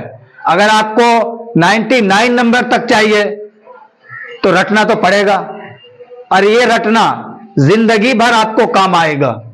آپ جب آگے اردو کے ٹیچر بنیں گے, آپ جب اردو پڑھائیں گے, آگے چل کر آپ کوچنگ کھولیں گے, ٹھیک ہے, یا کسی اسکول میں پڑھائیں گے, تو آپ کو یہ طریقہ وہاں بہت ہی کام آئے گا. تو اس لیے میں شروع کرتا ہوں یہاں سے اور آپ ایسے ہی اس کو رٹیں گے. دیکھیے سوال نمبر 1, کسی شخصیت کی تحریری تصویر کشی کو کیا کہتے ہیں؟ یہ سوال بنتا ہے پیپر میں. کسی شخصیت کی تحریری تصویر کشی کو کیا کہتے ہیں؟ تو خاکہ نگاری. کیا کہتے ہیں؟ خاکہ نگاری. سوال سمجھیے کیا کہہ رہے ہیں. جب ہم کسی انسان کے بارے میں, اس کی زندگی کے بارے میں ہم لکھ کر بتائیں گے, اس کا نقشہ جو ہے لکھ کر کھینچیں گے, تو اس کو بولتے ہیں خاکہ نگاری. کسی شخصیت کی تحریری یعنی رائٹنگ میں, تصویر کشی یعنی اس کا حلیہ کھینچنا, تصویر بنانا. جیسے ہم موبائل سے فوٹو کھینچتے ہیں تو کسی انسان کا حلیہ کیسا ہے وہ سب کچھ موبائل میں آ جاتا ہے. اسی طرح جب ہم لکھ کر جو کسی انسان کا حلیہ کھینچیں گے تو اس کو بولتے ہیں تصویر کشی, خاکہ نگاری. تو یہ سوال کنفرم ہے. یہ سوال 2 نمبری میں بھی پوچھا جا سکتا ہے کیونکہ یہ بار بار پوچھا جاتا ہے, اور 1 نمبری میں تو یہ کنفرم ہے, یہ آئے گا ہی آئے گا. اگلا سوال, نذیر احمد کی کہانی کیا ہے؟ یعنی نذیر احمد کی کہانی کچھ میری کچھ ان کی زبانی, اس کا تعلق کس صنف سے ہے؟ تو نذیر احمد کی کہانی جو ہے وہ خاکہ ہے. کیا ہے؟ خاکہ. اگلا سوال, نذیر احمد کی کہانی کس کا لکھا ہوا خاکہ ہے؟ ایک تو یہ پتا چل گیا کہ نذیر احمد کی کہانی خاکہ ہے, اور کس نے لکھا ہے؟ تو یہ جو ہے مرزا فرحت اللہ بیگ کا لکھا ہوا خاکہ ہے. کس کا؟ مرزا فرحت اللہ بیگ. اور یہ اردو کا سب سے پہلا خاکہ ہے. اردو کا سب سے پہلا خاکہ کون سا ہے؟ تو اردو کا سب سے پہلا خاکہ نذیر احمد کی کہانی ہے. یہ دیکھیے چار سوالات جو ہے نا, یہ 4 سوالات VVI ہے, ویری ویری امپورٹنٹ کوشچن ہے جو ہر سال پوچھے جاتے ہیں اس میں, ٹھیک ہے. تو آپ ان کو اچھی طرح سے یاد کریں, ان 4 کوشچنوں کو خاص طور سے, جو جو امپورٹنٹ رہے گا اور جو جو بار بار پوچھا گیا ہے وہ میں آپ کو بتاتا ہوا چلوں گا. آپ ان کوشچنز کو اچھی طرح سے یاد کر لیں. अगला सवाल है, उर्दू का सबसे पहला नाविल निगार कौन है? तो उर्दू का सबसे पहला नाविल निगार नजीर अहमद है। कौन है? नजीर अहमद। ये मैट्रिक में पूछा जाता है। उर्दू का सबसे पहला खाका निगार मिर्जा फरहतुल्लाह बेग है। और उर्दू का सबसे पहला नाविल निगार कौन है? नजीर अहमद है। और उर्दू के सबसे पहली नाविल जो है वो सबसे पहला नाविल कौन सा है? तो मिरातुल उरूस। कौन सा है? मिरातुल उरूस। ये भी याद रखना है आपको, मिरातुल उरूस। तो उर्दू का सबसे पहला नाविल निगार नजीर अहमद। अगला सवाल, मिर्जा फरहतुल्लाह बेग के जद्दे अमजद का क्या नाम है? ये सब मैं पढ़ा चुका हूं आपको, लेकिन यहां पर लिख कर दे रहा हूं। तो मिर्जा फरहतुल्लाह बेग के जद्दे अमजद का नाम मिर्जा अफजल बेग है। मिर्जा अफजल बेग। मिर्जा अफजल बेग कहां से हिंदुस्तान आए थे? तो ये जो मिर्जा अफजल बेग थे वो बदख्शा से शाह आलम सानी के जमाने में हिंदुस्तान आए और फौज में मुलाजिम हुए। मिर्जा फरहतुल्लाह बेग के दादा का क्या नाम है? तो मिर्जा फरहतुल्लाह बेग के दादा का नाम मिर्जा अब्दुल्ला बेग है। मिर्जा अब्दुल्ला बेग। इनकी माली हालत अच्छी नहीं थी, तो मिर्जा फरहतुल्लाह बेग के जो दादा थे मिर्जा अब्दुल्ला बेग, इनकी माली हालत अच्छी नहीं। अगला सवाल है, मिर्जा फरहतुल्लाह बेग का खानदान किस इनकलाब से मुतासिर हुआ और कहां चला गया? सवाल समझे पहले। मिर्जा फरहतुल्लाह बेग का खानदान दिल्ली में रहता था। तो 1857 की जो क्रांति हुई, 1857 का जो इनकलाब हुआ था, उसमें दिल्ली जो है प्रभावित हो गई। तो इनका खानदान चूंकि दिल्ली में रहता था, तो इनका खानदान भी दिल्ली में इस इनकलाब से मुतासिर हुआ और दिल्ली से हैदराबाद दक्कन चला गया था। इनका खानदान दिल्ली से कहां चला गया था? हैदराबाद दक्कन। किस इनकलाब की वजह से? 1857 के इनकलाब से मुतासिर होकर। तो मिर्जा फरहतुल्लाह बेग का खानदान 1857 के इनकलाब से मुतासिर होकर दिल्ली से हैदराबाद दक्कन चला गया। अगला सवाल, मिर्जा फरहतुल्लाह बेग की पैदाइश कब और कहां हुई? तो मिर्जा फरहतुल्लाह बेग की पैदाइश 1885 में मोहल्ला चूड़ी वालान दिल्ली में हुई। मिर्जा फरहतुल्लाह बेग के वालिद का क्या नाम है? तो मिर्जा फरहतुल्लाह बेग के वालिद का नाम मिर्जा हशमतुल्लाह बेग है। मिर्जा हशमतुल्लाह बेग। फरहत कितने दिनों के थे कि उनकी वालिदा का इंतकाल हो गया? यानी मिर्जा फरहतुल्लाह बेग कितने दिन के थे कि उनकी वालिदा यानी मां का इंतकाल हो गया? तो मिर्जा फरहतुल्लाह बेग मात्र 10 दिनों के थे, 10 रोज के थे, तो उनकी वालिदा का इंतकाल हो गया। अगला सवाल, मिर्जा फरहतुल्लाह बेग की वालिदा का क्या नाम था? तो मिर्जा फरहतुल्लाह बेग की मां का नाम मुशर्रफ जहां बेगम। पहले बता दिया था मैं आपको कि मिर्जा फरहतुल्लाह बेग के वालिद का नाम क्या है? मिर्जा हशमतुल्लाह बेग। मां का नाम क्या है? मुशर्रफ जहां बेगम। तो इनका इंतकाल जब फरहतुल्लाह बेग 10 दिन के थे तो इनकी मां का इंतकाल हो गया था। तो उनकी बेबा और लावलद फूफी हुस्न जहां बेगम ने उनकी परवरिश की थी। आगे आ रहा है, वालिदा के इंतकाल के बाद, यानी जब मां का इंतकाल हो गया तो उसके बाद इनकी परवरिश किसने की? तो वालिदा के इंतकाल के बाद फरहतुल्लाह बेग की परवरिश किसने की? तो उनकी लावलद। वलद का मतलब बेटा बेटी, ला जिसका कोई बच्चा ना हो, लावलद जिसका कोई बेटा बेटी ना हो, उसको बोलते हैं लावलद। और बेवा जानते हैं, जिसका पति मर जाता है उसको बेवा बोलते हैं। तो बेवा फूफी हुस्न जहां बेगम ने इनकी परवरिश की थी, मिर्जा फरहतुल्लाह बेग की। अगला सवाल, फरहतुल्लाह बेग की बिस्मिल्लाह किसने कराई? तो मिर्जा फरहतुल्लाह बेग की बिस्मिल्लाह जो है वो सैयद वलीउल्लाह ने। और ये सैयद वलीउल्लाह कौन थे? जो बस्ती हजरत निजामुद्दीन औलिया है ना, वहां की जो दरगाह है उसकी मस्जिद के एक बुजुर्ग थे सैयद वलीउल्लाह। एक बुजुर्ग हजरत निजामुद्दीन औलिया रहमतुल्लाह अलैह की दरगाह की मस्जिद में एक बुजुर्ग रहते थे जिनका नाम था सैयद वलीउल्लाह। उन्होंने ही मिर्जा फरहतुल्लाह बेग की बिस्मिल्लाह कराई थी। अगर आपको ये वीडियो पसंद आ रहा है, मेरा पढ़ाना आपको पसंद आ रहा है, तो कमेंट बॉक्स में लिखकर जो है आप बताइए कि मैं कैसा पढ़ाता हूं। आप मुझे आइडिया दे सकते हैं, सलाह व मशवरा दे सकते हैं। मैं बिल्कुल उर्दू जो है इस चैनल पर न्यू पढ़ा रहा हूं, नए तरीके से, है ना। इसी साल से मैं पढ़ा रहा हूं, तो आप मेरे इस चैनल को जो है सब्सक्राइब कर लें, लाइक करें, कमेंट करें, ताकि मैं फ्री ऑफ कॉस्ट आप तक वीडियो को पहुंचा सकूं और उर्दू की खिदमत जो है अंजाम दे सकूं। आप भी उर्दू की खिदमत अगर करना चाहते हैं तो खिदमत सिर्फ यही है कि आप उर्दू अच्छी तरह से सीखें, अच्छी तरह से पढ़ें और उर्दू पढ़कर कोई कुछ ना कुछ उर्दू में करे, कोई बड़ा कारनामा आप अंजाम दे, उर्दू के अच्छे टीचर बने, है ना, उर्दू मीडियम स्कूल खोले, कोचिंग खोले, अपने गांव में अपने शहर में उर्दू जो है लोगों को उर्दू से जोड़े और साथ ही साथ रोजगार के मौके भी जो है हम उर्दू में पैदा कर सकते हैं। आगे देखिए सवाल नंबर 16, फरहतुल्लाह बेग ने कलाम पाक किससे पढ़ा? तो मिर्जा फरहतुल्लाह बेग ने कलाम पाक जो है वो मौलवी कमरुद्दीन से पढ़ा। किससे पढ़ा था? मौलवी कमरुद्दीन से। उर्दू बहुत मीठी जबान है, उर्दू बहुत चाशनी भरी जबान है, इसके अंदर बहुत ही चाशनी है। आप जब उर्दू के शुआरा को पढ़ेंगे, है ना, उर्दू की गजलें पढ़ेंगे, उर्दू की नज़में पढ़ेंगे, जब आप उर्दू समझने लग जाएंगे तब आपको बहुत मजा आएगा उर्दू जब आप समझने लग जाएंगे। अगला सवाल है, फरहतुल्लाह बेग ने एंट्रेंस का इम्तिहान कहां से पास किया? तो मिर्जा फरहतुल्लाह बेग ने एंट्रेंस का इम्तिहान गवर्नमेंट हाई स्कूल कश्मीरी दरवाजा दिल्ली से पास किया। कश्मीरी दरवाजा है ना, कश्मीरी गेट बस अड्डा दिल्ली के अंदर है ना, अजमेरी गेट के पास। तो वहां एक गवर्नमेंट हाई स्कूल है, वहां से इन्होंने एंट्रेंस का इम्तिहान पास किया। अगला सवाल, मिर्जा फरहतुल्लाह बेग ने हिंदू कॉलेज में दाखिला कब लिया?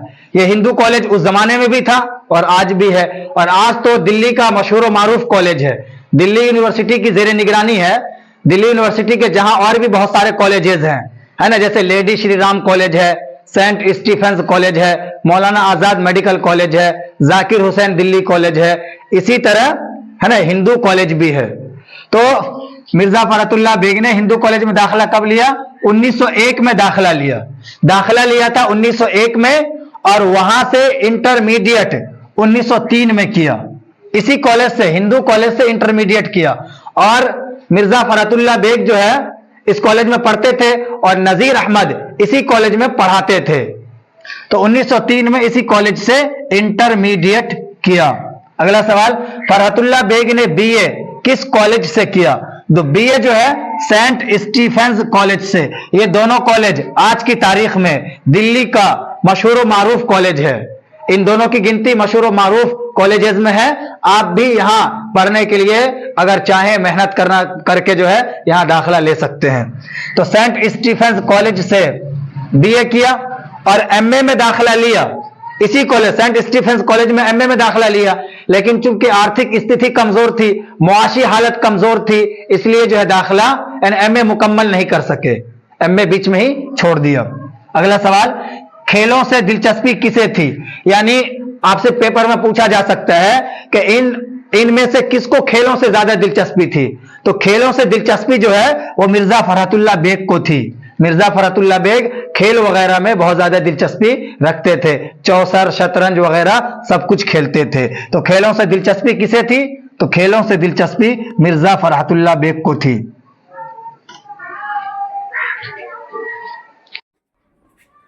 फरहतुल्लाह बेग तलाशे मुआश के सिलसिले में कहाँ गए? यानी मिर्जा फरहतुल्लाह बेग जो है वो रोजी रोटी की तलाश में कहाँ गए? जाहिर सी बात है, जब आप पढ़ लिख लेंगे तो क्या करेंगे? कोई नौकरी ढूंढेंगे ना।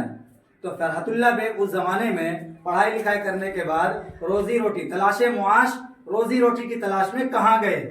तो हैदराबाद गए। कहाँ गए थे? हैदराबाद। और वहां एक स्कूल में इंग्लिश के टीचर बन गए। इंग्लिश टीचर के तौर पर एक हैदराबाद के स्कूल में पढ़ाने लगे।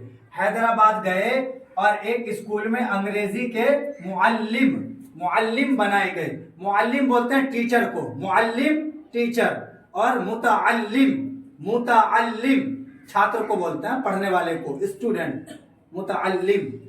तो उर्दू आप इस तरह पढ़ें कि आपको उर्दू समझना, पढ़ना, लिखना सब कुछ आ जाए। और उन लोगों से सावधान रहें जो लोग ऑब्जेक्टिव पढ़ाकर आपकी उर्दू सिर्फ खराब कर रहे हैं। नाम नहीं लूंगा मैं, ठीक है, मुझे किसी से कोई परेशानी नहीं है, लेकिन उर्दू पढ़ाने से पहले उर्दू अच्छी आनी चाहिए, ताकि हम जब किसी को पढ़ाएं तो उसके फ्यूचर और उसके मुस्तकबिल से हम खिलवाड़ ना करें। फरहतुल्लाह बेग हाई कोर्ट में मुतर्जिम कब मुकर्रर हुए? मुतरजिम का मतलब होता है अनुवादक। एक जबान से दूसरी जबान में जो अनुवाद करता है उसको बोलते हैं मुतरजिम। उर्दू में मुतरजिम, हिंदी में अनुवादक और इंग्लिश में ट्रांसलेटर। ट्रांसलेटर जैसे ये उर्दू है, अब इसको हिंदी में कोई ट्रांसलेट कर देगा तो उसको बोल देंगे हिंदी उर्दू का अनुवादक। अनुवादक मुतरजिम। तो हाई कोर्ट किसी भी राज्य का सबसे बड़ा कोर्ट होता है। जैसे बिहार का हाई कोर्ट कहाँ? पटना में है, उच्च न्यायालय। तो फरहतुल्लाह बेग हाई कोर्ट का मुतरजिम कब मुकर्रर हुए? 1908 में। फरहतुल्लाह बेग ने जुडिशियल इम्तिहान कब पास किया? तो 1910 में जुडिशियल इम्तिहान पास किया। फरहतुल्लाह बेग हाई कोर्ट के इंस्पेक्टिंग अफसर कब बने? तो हाई कोर्ट के इंस्पेक्टिंग अफसर जो है 1939 में बने और 1942 में सुबुकदोश हो गए। 1939 में बने और 1942 में रिटायर हो गए। अगला सवाल है, मिर्जा फरहतुल्लाह बेग की शादी कब और किससे हुई? तो मिर्जा फरहतुल्लाह बेग की शादी जो है 1908 में हुई थी। इन्हीं के चचा साजिद बेग, इनके चचा थे साजिद बेग, उनकी लड़की थी नसीमा सुल्ताना। तो नसीमा सुल्ताना से इनकी शादी हुई थी। कब हुई थी? 1908 में। और नसीमा सुल्ताना के वालिद का क्या नाम था? तो साजिद बेग। और साजिद बेग जो है मिर्जा फरहतुल्लाह बेग के कौन लगते थे? तो चचा लगते थे। तो पहली शादी हुई, उसके बाद इनका इंतकाल हो गया नसीमा सुल्ताना का। तो इसी की बहन थी हमीदा सुल्ताना। तो हमीदा सुल्ताना से दूसरी शादी हुई। तो इस सवाल को समझ ले कि मिर्जा फरहतुल्लाह बेग की पहली शादी जो है वो नसीमा सुल्ताना से हुई 1908 में, और फिर नसीमा सुल्ताना का इंतकाल हो गया तो उसी की बहन थी हमीदा सुल्ताना।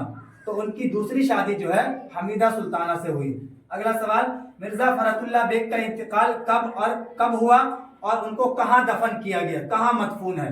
तो इनका इंतकाल 1947 में हुआ आरिज़ा कल्ब की वजह से।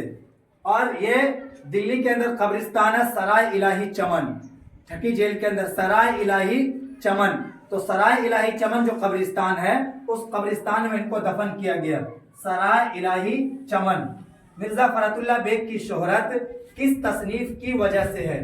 तो मिर्जा फरहतुल्लाह बेग की शोहरत जो है वो नज़ीर अहमद की कहानी जो खाका है, इन्होंने जो खाका लिखा था नज़ीर अहमद की कहानी, इस खाके ने उर्दू अदब की दुनिया में इनको बहुत ही ज़्यादा शोहरत दिलाई और इसी खाके की वजह से वो मशहूर हुए। नज़ीर अहमद की कहानी पहली मर्तबा किसने और कब तबाह किया? तो नज़ीर अहमद की कहानी जो थी वो पहली मर्तबा 1927 में एक किताब छपी थी। ये खाका जो है पहली मर्तबा 1927 में तबाह हुआ। और किसने तबाह किया था? अंजुमन तरक्की उर्दू हिंद ने। अंजुमन तरक्की उर्दू हिंद ने। अगला सवाल, मिर्जा फरहतुल्लाह बेग की किताबों के नाम लिखिए। तो ये बहुत ही इंपॉर्टेंट क्वेश्चन है, ये 2 नंबर में भी पूछा जा सकता है और 1 नंबर में तो पूछा जाता ही है। तो मिर्जा फरहतुल्लाह बेग की जितनी किताब है वो सब मैंने यहाँ पे बता दिया है। देखिए, एक किताब का नाम है दिल्ली का एक यादगार मुशायरा, दिल्ली का एक यादगार मुशायरा। दूसरी किताब है फूल वालों की सैर, फूल वालों की सैर।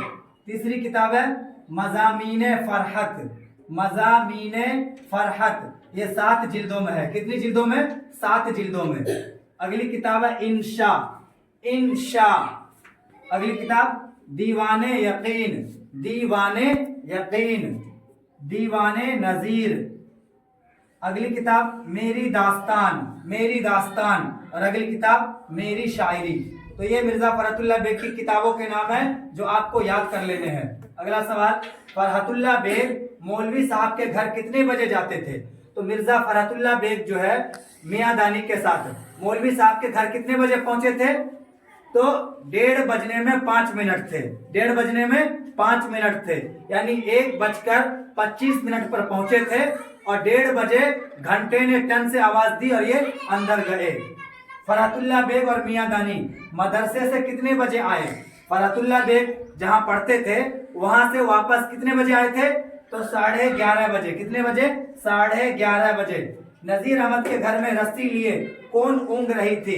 यानी नज़ीर अहमद के घर में जो है रस्सी हाथ में लेकर बट रही थी और कौन जो है सो रही थी, ऊँग रही थी? तो बी चमारी, बी चमारी। नज़ीर अहमद फरहतुल्लाह बेग के कौन थे? तो नजीर अहमद जो थे वो फरहतुल्लाह बेग के उस्ताद थे, और फरहतुल्लाह बेग कौन हुए? शागिर्द हुए। तो नजीर अहमद फरहतुल्लाह बेग के उस्ताद थे। नजीर अहमद का ताल्लुक किस सिंफ से है? तो नजीर अहमद का ताल्लुक नाविल से है। यानी उर्दू के, देखिए इसमें दो इंपॉर्टेंट क्वेश्चन है। उर्दू का सबसे पहला नाविल निगार नजीर अहमद, उर्दू का सबसे पहला खाका निगार मिर्जा फरहतुल्लाह बेग, उर्दू का सबसे पहला खाका नजीर अहमद की कहानी, उर्दू का सबसे पहला नाविल मिरातुल उरूस। ये आपको समझ लेना है। अगला सवाल, नजीर अहमद किस कॉलेज में उस्ताद थे? तो नजीर अहमद जो थे वो हिंदू कॉलेज में उस्ताद थे, हिंदू कॉलेज में। मिर्जा फरहतुल्लाह और मियां दानी के साथ कौन पढ़ने के लिए गया? यानी इन दोनों के साथ जो है नजीर अहमद के पास कौन सा तालिब इल्म पढ़ने के लिए गया था? तो मिस्टर रजा। कौन गए थे पढ़ने के लिए? मिस्टर रजा, मिस्टर रजा। अगला सवाल, फरहतुल्लाह बेग और मियां दानी मौलवी साहब के घर क्यों जाते थे? देखिए ये जो क्वेश्चंस हैं ये आपसे 2 नंबरी में भी पूछे जा सकते हैं और 5 नंबरी में भी पूछे जा सकते हैं। तो अगर 2 नंबरी में आपसे पूछा गया तो आपको कैसे जवाब देना है वो मैं आपको यहीं पर बता देता हूँ। देखिए फरहतुल्लाह बेग और मियां दानी मौलवी साहब के घर क्यों जाते थे? तो इसका जवाब आपको पता है, पढ़ने के लिए। तो ये तो 1 नंबरी में पूछा गया तो आपको ऑप्शन में निशान लगा देना है ना, पढ़ने के लिए।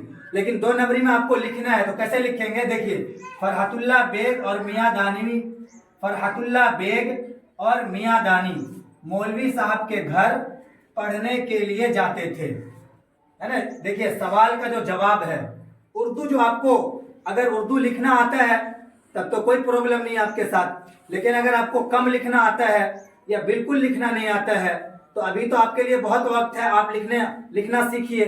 जब तक आप लिखना नहीं सीखेंगे जब तक इंटर में जो है आपके अच्छे नंबर नहीं आएंगे। उर्दू आप लिखना सीख जाएंगे मेरे भाई तो आपको बहुत फायदा होगा आगे चलकर, बुढ़ापे तक, जब तक इस धरती पे आप रहेंगे तब तक आपको उर्दू में जो नंबर आप हासिल करेंगे वो नंबर आपको काम नहीं आएगा। लेकिन उर्दू पढ़ना आप सीख लेंगे, उर्दू लिखना आप सीख लेंगे तो पढ़ना और लिखना ये जिंदगी भर आपको काम आएगा। नंबर तो जिस तरह से मैं पढ़ा रहा हूँ उस तरह से नंबर तो मैं आपको ऐसे दिला दूंगा कि आपने कभी सोचा भी नहीं होगा कि मेरे इतने नंबर आ जाएंगे। लेकिन साथ ही साथ आपकी उर्दू इतनी अच्छी कर दूंगा, पढ़ना भी और लिखना भी, कि आप भारत के किसी कोने में तो क्या, दुनिया के जिस कोने में लोग उर्दू पढ़ना लिखना जानते हैं वहां चले जाएं आप। है अल्लाह ने चाहा तो आपको कभी शर्मिंदगी का एहसास नहीं होगा कि हमें उर्दू पढ़ना नहीं आता है या उर्दू हमें लिखना नहीं आता है। देखिए तो ऐसे लिखना है, फरहतुल्लाह बेग और मियां दानी मौलवी साहब के घर। देखिए इतनी 90% उर्दू 2 नंबरी में आपको सवाल से ही उठा लेना है। फरहतुल्लाह बेग और मियां दानी मौलवी साहब के घर पढ़ने के लिए जाते थे, पढ़ने के लिए जाते थे। तो उर्दू देखिए यहीं से मिल गई आपको। अगला सवाल है, किस अरबी शायर से मुतअल्लिक सबक पढ़ाने के दौरान मियां रजा की छुट्टी हो गई? इसलिए मैंने आपको पूरा चैप्टर पहले पढ़ा दिया था, नजीर अहमद की कहानी पूरा चैप्टर मैंने आपको पढ़ा दिया। क्यों पढ़ाया था? ताकि उस चैप्टर को पढ़ने के बाद 5 नंबरी क्वेश्चंस और 2 नंबरी क्वेश्चंस आपसे छूट ना पाए। आप कितना रट्टा मारेंगे, पूरी किताब रट लेंगे आप, लेकिन अगर आप समझ के जाते हैं, पढ़ कर जाते हैं तो कोई सा भी सवाल पूछा जाए आप हर एक सवाल का जवाब बहुत आसानी से दे पाएंगे। कब? जब आप मुकम्मल किताब को सिस्टमेटिक पढ़ कर जाएंगे, जिस तरह पढ़ाई का तरीका है उस तरह पढ़ कर जाएंगे। तो किताब के अंदर आपने पढ़ा कि अरबी का शायर, अरबी एक जबान है जो सऊदी अरब, कतर, दुबई वगैरह में बोली जाती है। तो अरबी का एक शायर के बारे में पढ़ा जा रहा था, उसका शेर पढ़ा जा रहा था। तो किस अरबी शायर से मुतल्लिक सबक पढ़ाने के दौरान मियां रजा की छुट्टी हो गई? Mutanabbi, Mutanabbi. उसका पूरा नाम है अबू तैयब अहमद अल हमदानी, अबू तैयब अहमद अल हमदानी अरबी का शायर है। तो इसके अशार पढ़े जा रहे थे।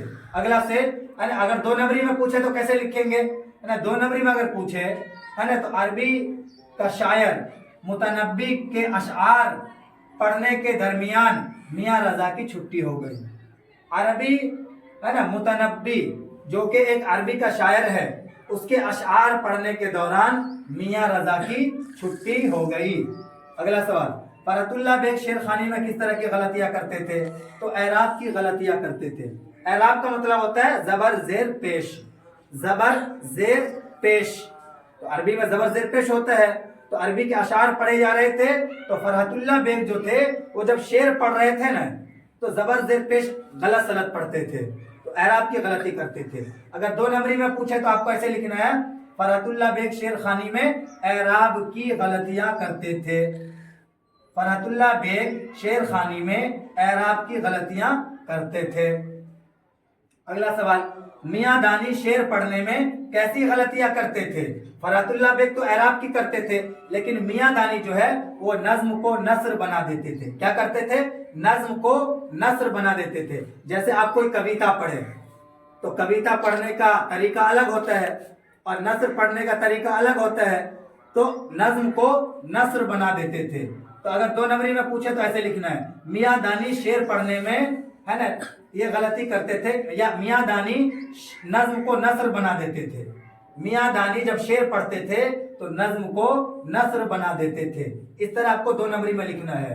تو میاں دانی شعر پڑھنے میں کیسی غلطیاں کرتے تھے؟ نظم کو نثر بنا دیتے تھے۔ میرے بھائی، میں آپ کو بہت ہی اچھی طرح سے پڑھا رہا ہوں، آپ کو لگ رہا ہوگا کہ ویڈیو بہت لمبا ہے، لیکن یقین مانیے کہ جتنا میں پڑھا رہا ہوں نا اس طرح، اتنا میں اپنے بچوں کو نہیں پڑھاتا ہوں، تب بھی میں نے 99 نمبر تک دلا دیا ہے۔ اور جس طرح میں آپ کو پڑھا رہا ہوں آن لائن، اگر آپ اس طرح تیاری کر لیں گے، آپ اپنی اردو اچھی کر لیں گے تو 100 نمبر آپ حاصل کر سکتے ہیں، کوئی مشکل نہیں ہے۔ جو لوگ یہ بولتے ہیں کہ 100 نمبر میں 100 نمبر نہیں ملتا، بالکل غلط بولتے ہیں۔ میں نے خود 100 نمبر میں 100 نمبر حاصل کیا ہے، ٹھیک ہے؟ اردو میں 100 نمبر میں سے 100 نمبر میں خود حاصل کر چکا ہوں۔ اس لیے جو لوگ یہ کہتے ہیں کہ اردو میں 100 نمبر میں 100 نمبر نہیں مل سکتا ہے، وہ غلط کہتے ہیں۔ اور جو لوگ یوٹیوب پر پڑھا رہے ہیں وہ غلطی کرتے ہیں اردو پڑھانے میں۔ آبجیکٹو ٹھیک ہے، بہار بورڈ میں آبجیکٹو تو کسی کتاب سے لکھ کر جو ہے رٹا مار کر آدمی یہ کر لی، لیکن جو اصل اردو ہے، جو کہانی ہے، وہ پڑھو نا۔ وہ پڑھنے میں لوگ کیا عز وجل پڑھتے ہیں، تو غلطی کرتے ہیں پڑھنے میں۔ تو آپ سے درخواست ہے کہ آپ اپنی اردو اچھی کریں۔ اب یہ آخری سوال ہے، پورا چیپٹر میں نے آپ کو کمپلیٹ کرا دیا۔ آج کا یہ پہلا سبق تھا، پہلا چیپٹر تھا۔ اگر آپ اردو مضمون انٹر میں 100 میں 100 یا 99 نمبر آپ حاصل کرنا چاہتے ہیں تو آپ میرے چینل سے سبسکرائب کیجئے، میرے بتائے ہوئے طریقے سے تیاری کیجئے۔ انشاءاللہ آپ اردو اچھی طرح سے پڑھنا بھی جان جائیں گے، لکھنا بھی جان جائیں گے، اور بہار بورڈ میں 99 نمبر تک حاصل کر لیں گے۔ تو یہ جو کتاب ہے، انٹر اردو مضمون کی کتاب ہے، اس کا جو پہلا چیپٹر ہے مرزا فرحت اللہ بیگ، یہ سب میں نے آپ کو کمپلیٹ کرا دیا اور بتا دیا۔ اب اس میں جو ہے آخری سوال ہے یہ، اس میں جو 5 نمبری کوسچنز ہیں وہ میں آپ کو جو ہے ایک الگ ویڈیو میں بنا کر، پوری کتاب کے جو 5 نمبری کوسچنز ہیں وہ میں الگ سے بنا کر دوں گا، ٹھیک ہے؟ تو دیکھیے پہلے ہم اس کو دیکھ لیتے ہیں، اس کے بعد اس چیپٹر کا جو ہے خلاصہ میں آپ کو ایسے ہی سمجھا دوں گا۔ ایک تو میں سمجھا چکا ہوں پہلے ہی، پھر بھی میں یہاں پہ بتا دوں گا۔ دیکھیں مولوی صاحب کے پڑھانے کا کیا طریقہ تھا؟ تو پہلے بچے پڑھتے تھے۔ مولوی صاحب کے پڑھانے کا طریقہ یہ تھا کہ پہلے بچے پڑھتے تھے، پھر مولوی صاحب سمجھاتے تھے۔ پہلے بچے پڑھتے تھے اور پھر مولوی صاحب اس کو سمجھاتے تھے۔ اب اس کے بعد دیکھیے، یہ جو ہے نا آپ سے 5 نمبری کوسچن کیا پوچھے گا؟ تو 5 نمبری کوسچن میں ایک تو یہ پوچھے گا کہ نذیر احمد کی کہانی کا خلاصہ لکھیے۔ تو خلاصہ کیا ہوتا ہے؟ جو کہانی کے اندر بتایا گیا ہے۔ تو خلاصہ آپ کو ایک میں لکھ کر آپ کو الگ ویڈیو میں دے دوں گا، لیکن یہاں پر میں بتا دیتا ہوں کہ خلاصہ اس طرح لکھیں گے کہ نذیر احمد کی کہانی مرزا فرحت اللہ بیگ کا لکھا ہوا ایک خاکہ ہے۔ اس خاکے میں مرزا فرحت اللہ بیگ نے اپنے استاد نذیر احمد کے احوال و کوائف بیان کیے ہیں کہ کس طرح مرزا فرحت اللہ بیگ اپنے ساتھی میاں دانی کے ساتھ مولوی صاحب کے گھر پڑھنے کے لیے جاتے تھے، اور ان کے ساتھ مسٹر رضا بھی جاتے تھے۔ تو وہاں جو مولوی صاحب کے پاس جو وہ لوگ پڑھتے تھے، تو پڑھنے کے دوران وہ کیا کیا غلطی کرتے تھے، جیسے وہ شعر پڑھنے میں جو ہے اعراب کی غلطی کرتے تھے، اور मियाँ दानी जो है नज्म को नसर बना देते थे, और मिस्टर रजा तो एक दिन पढ़ने के लिए गए, दूसरे दिन वहां से भागी गए।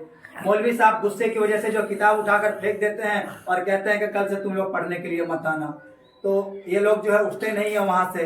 तो मौलवी साहब का गुस्सा जो है वो ठंडा हो जाता है, और उसके बाद बोलते हैं मौलवी साहब कि अगर तुम लोग आज भाग जाते, आज चले जाते, तो कल से तुम्हें पढ़ना नसीब नहीं होता। मैं तुम्हारे शौक को आजमा रहा था, मैं तुम्हारे शौक का इम्तिहान ले रहा था कि क्या तुम पढ़ना चाहते हो या सिर्फ टाइम पास करने के लिए आए हो।